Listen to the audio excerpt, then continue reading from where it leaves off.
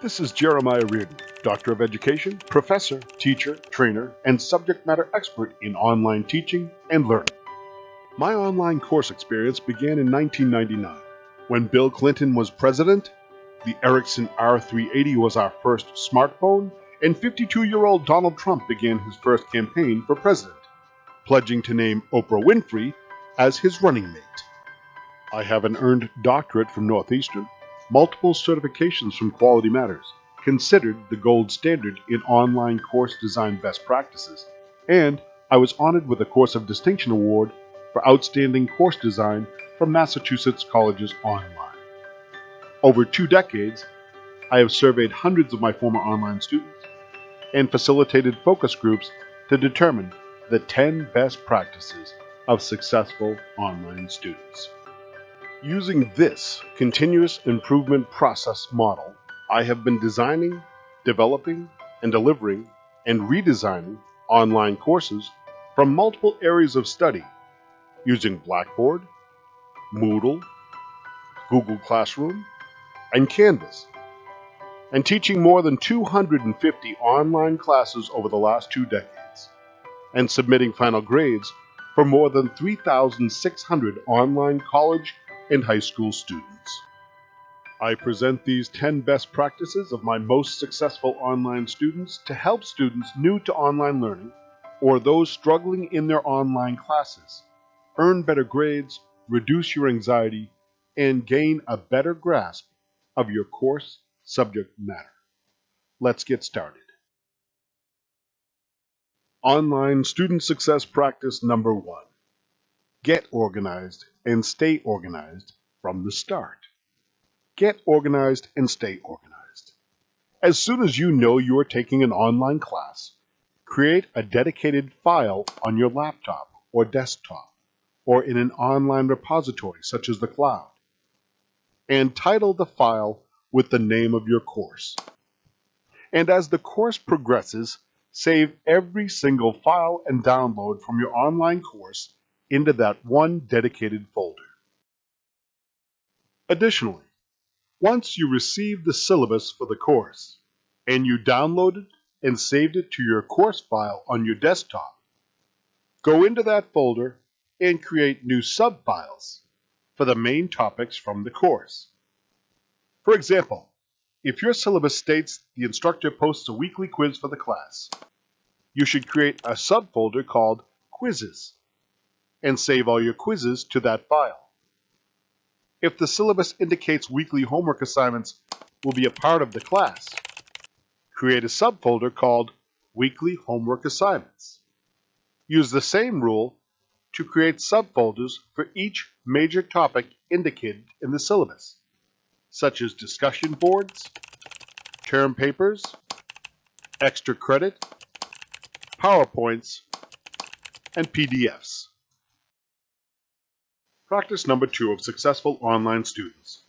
Schedule course work time like a traditional live class that meets weekly. Many of my most successful online students revealed they built course work time into their weekly schedules, as though attending a traditional face-to-face class of instruction that met weekly in a brick-and-mortar classroom.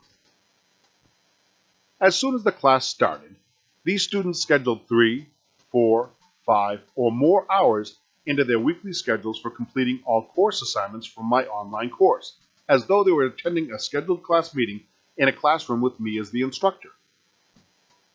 Additionally, these students would set those blocks of dedicated course work time to repeat every week automatically on their laptop, PC, or smartphone calendar for the duration of the entire semester, quarter, or term.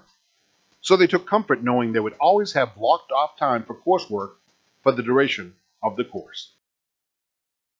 I also learned that some students who describe themselves as mature and disciplined in their surveys sometimes preferred to block off a single 3 or 4 hour block on just one day of the week for the entire semester to dedicate to just my online course. These self-described mature and disciplined students were still able to earn high letter grades of A or A- and demonstrated solid subject matter mastery of course learning outcomes. They knew their work ethic best by being honest with themselves in reflecting on their past behaviors when they have had to complete brick and mortar classes, and they knew they could focus all their efforts and energy for 3 to 4 consecutive hours on completing that week's posted coursework at the highest quality. Speaking directly, surveys and focus groups revealed students who had not yet worked in a full-time position of employment tended to do best in an online course by blocking off an hour a day over 3 to 5 days each week for the entire semester. Additionally, many students said this practice of scheduling multiple hour-long blocks over a week into their schedules resulted in improved time management skills and significantly lowered their stress about having enough time for completing their coursework. Students must keep in mind this practice of blocking off 3, 4, or more hours per week on your schedule is for a single, typical semester-long online course, which usually requires between 37.5 to 45 instructor contact hours over a 15-week period. If you're taking 2, 3, 4, 5, or even 6 online credit courses, you need to block off the appropriate amount of hours on your calendar for each course you're taking. And some students recommended color coding each course work time block, so a quick glance at their weekly calendar was a visual inventory of what coursework was due next. For example, if you're taking 5 online courses over a traditional 15-week semester, you should be blocking off a minimum of 15 to 20 hours of dedicated course work time each week to complete all your coursework, 3 to 5 hours per course minimum. And your highest achieving peer students would suggest blocking off additional time for reading text assignments each week for each course. For additional consideration, if you are an online student taking an accelerated course in 10 weeks, 7.5 weeks, 6 weeks, a 5-week summer course, or even a 3-week accelerated winter semester course, due to the intense delivery of information and required absorption of learning materials by the student, I strongly suggest you dedicate more time per week to achieve highest academic success in an accelerated course, cramming 37.5 to 45 hours of instructor contact hours into an accelerated window of time. As a note of caution, according to my research, students most likely to experience the least amount of success in my online courses reported they did not block off time each week dedicated to completing assignments, and they admitted they often completed coursework when they could find time in their busy schedules, which sometimes resulted in little or no work submitted. They also admitted they often rushed to complete work last minute before deadlines, and they knew their grades often suffered due to their lack of planning. Best practice number 3 of successful online students. Block off major assignment due dates on your preferred online calendar, setting reminders to count down for specific assignment due dates. My most successful students from my past online courses, upon being given access to the online course materials, would take the course syllabus and build all of my assignment due dates into their preferred online calendar. They also set reminders in the calendar for major assignments that represented major percentages of their final grade, such as midterm papers, midterm exams, presentation due dates, final examinations, and extra credit assignments. They would also build in early alert reminders with a 4-week, 3-week, 2-week, and 1-week countdown reminder, and some students even progressed to a daily reminder for the final week until they submitted the assignment.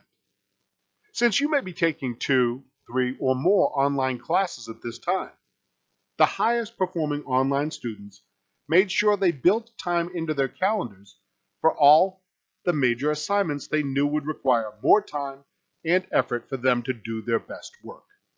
By building weekly countdown reminders into their calendars for major assignments, such as a midterm paper, many highly successful online students reported they not only had time to write their first draft, but they were also able to submit the paper to the Academic Writing Center for review and feedback. And they also had time to make necessary edits based on Writing Center feedback. Furthermore, most students who blocked time and countdown reminders into their calendars on the day they first received their course syllabus submitted their final paper before deadline. Not surprisingly, those who built major assignments into their calendars reported far lower stress over the running time of the course than the students who attempted to find time in their busy schedules to complete major assignments. As mentioned previously, several successful students recommended color coding all course work time and major assignments by course using one dedicated color. So a quick glance at their calendar on their smartphone or PC screen would quickly visually inventory specific course work time and major assignment deadlines for each course. The use of these simple calendar management techniques was often credited with improved time management in student academic, professional, and personal activities, as well as highest academic achievement. Best practice number 4 of successful online students. Check your school email every day and communicate with your instructor weekly. Students should check their school email every day, and they should also communicate with their teacher on a weekly basis using either their institutional email, through discussion board exchanges within their online class, or by telephone. Some students reported in their surveys they thought their school email account was simply an add-on benefit from their institution, but not a requirement for them to use. However, your instructor uses their institutional email as their primary communication tool within the school. So students should know you were provided an institutional email for the purpose of communicating with your professor, with school administration, and with your fellow students. Get in the habit of checking your school email every day and try to communicate with your instructor every week. Successful online student practice number 5. Ask questions. Let your teacher know when you don't understand something. Supporting the concept of communicating weekly with your online instructor. Another great habit of my most successful online students was to ask questions, often through emails, but also in class discussion boards or scheduled online class chats. Most often, if one student isn't grasping a lesson or part of a lesson, other students may be experiencing the same level of confusion. While you as a student are completing coursework alone in your home, students are not taking the class alone, as they have many other students in their virtual classroom. Your instructor has most likely covered this information in detail in traditional live classes and knows it very well.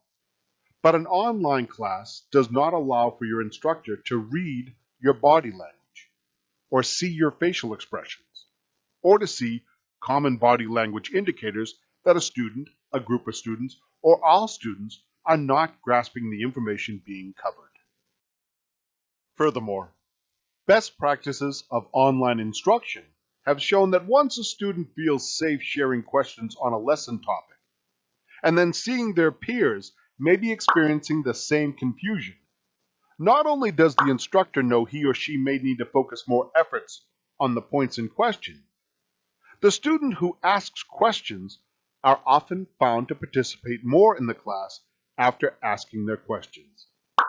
More participation in the class by the student often instills a deeper grasp of the course content, and not surprisingly, that deeper grasp of any subject matter cultivates their interest in the overall subject due to increased confidence, and their recognition they have more in common with their peer students than they had assumed.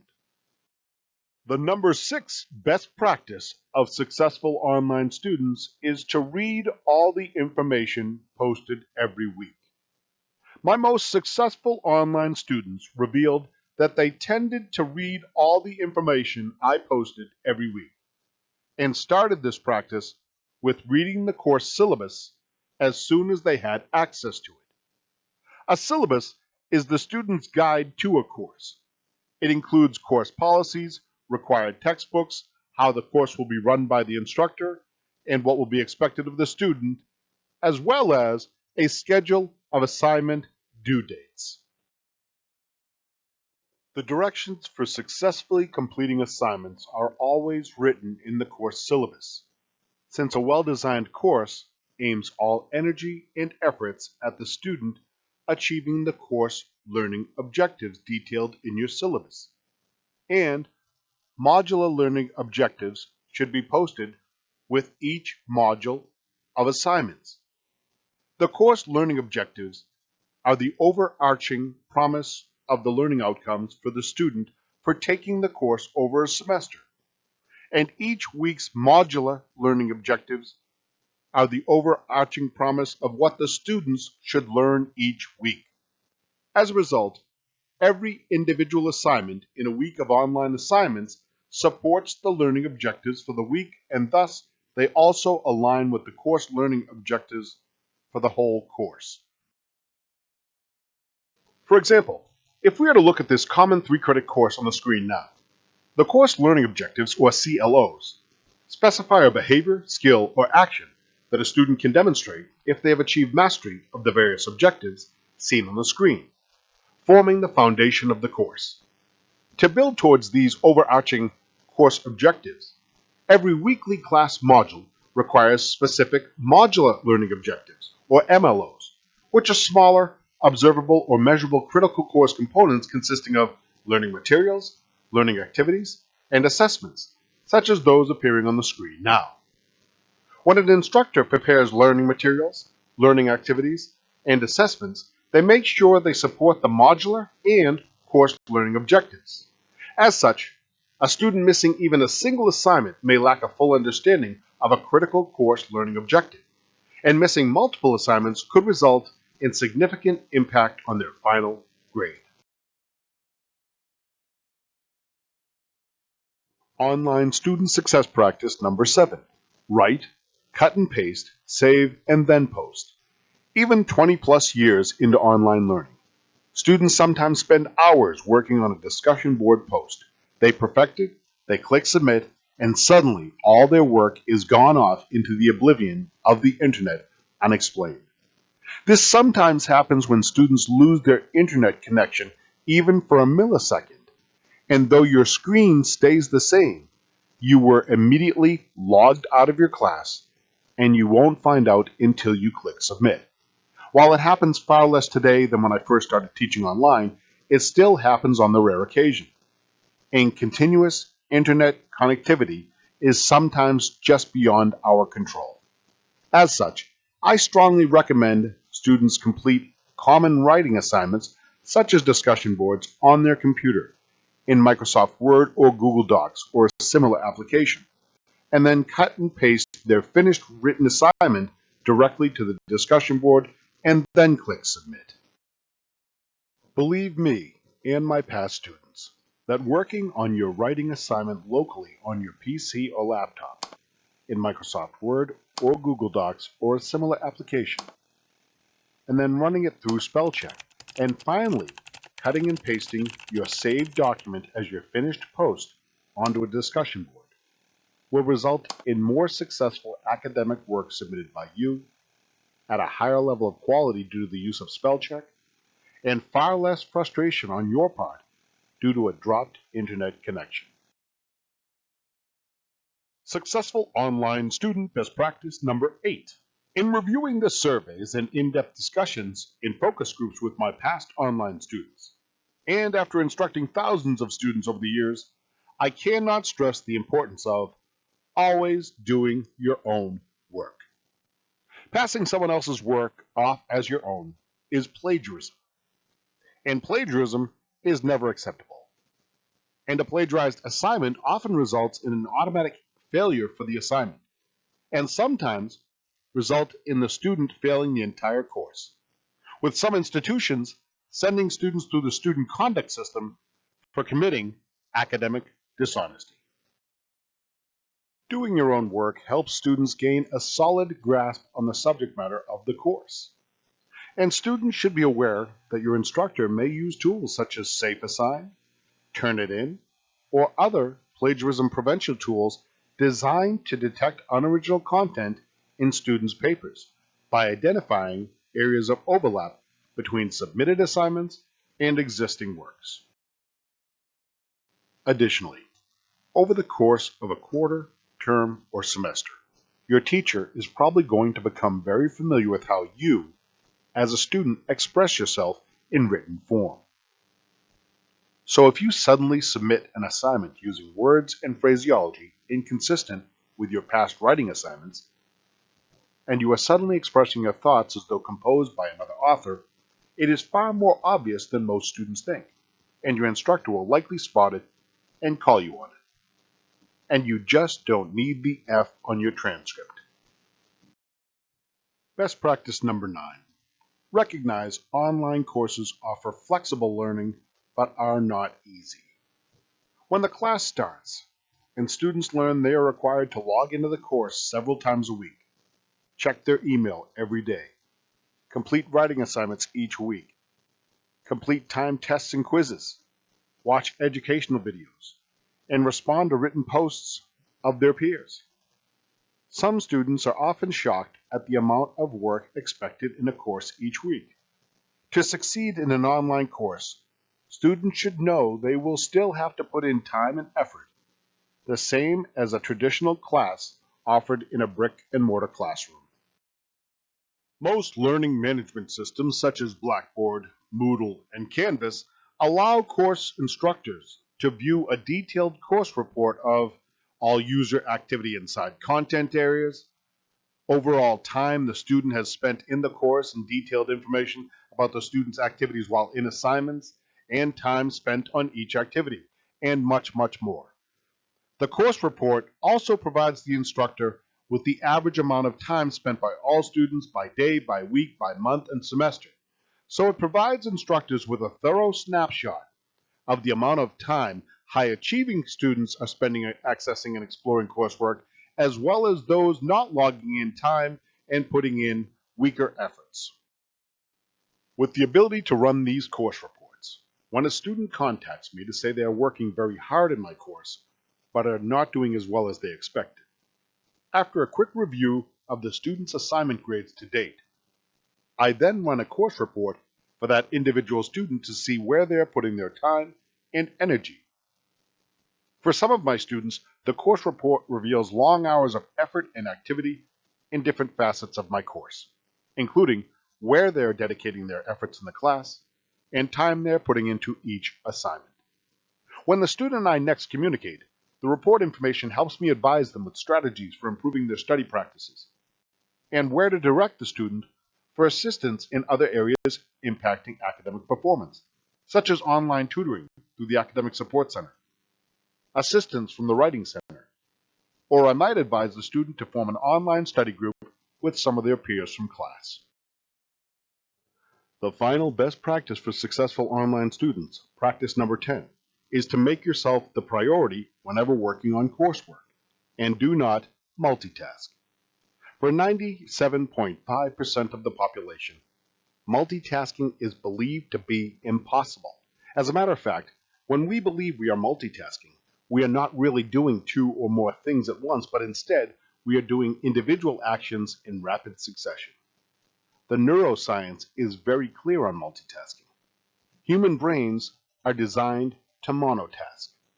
One study revealed only 2.5% of people multitask effectively. When the rest of us perform two complex activities simultaneously, multitasking is simply an illusion.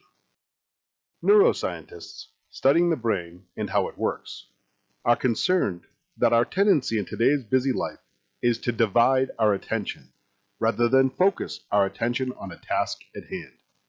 Dividing our attention has been shown to have extremely negative impacts on attentiveness, learning, and mindfulness. In short, take the time you have blocked off on your schedule in practices 2 and 3. Shut off your phone, turn off your music, lock your bedroom door or your office door, and make yourself 100% unavailable to the disturbances by others. Ideally, create your own library-like environment at home or perhaps at your work, or go to the library and make that place your fortress of academic solitude. But it must be a place where you can tune out all distractions for the period of blocked off course work time that you have on your schedule. Talk to your family, friends, and workmates as soon as you block off time on your schedule to complete your coursework, and clearly notify them that the times you are blocking off are 100% reserved for you to complete your coursework, and let them know you are counting on their support in helping you achieve your academic best, and then rigidly adhere to abiding by your scheduled academic me time, focusing solely on getting your coursework done without any interruptions. Multiple studies have demonstrated that multitasking or trying to work in an environment in which you are interrupted will negatively impact your performance, including your online student success.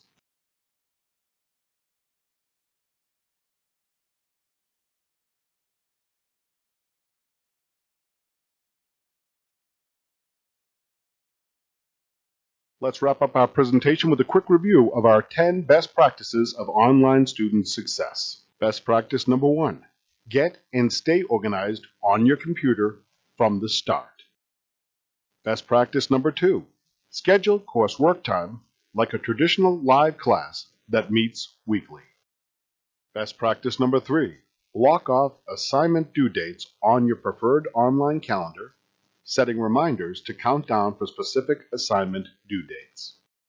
Best practice number 4, check your school email every day and communicate with your instructor weekly through either email, telephone, text message, or discussion board original or response post.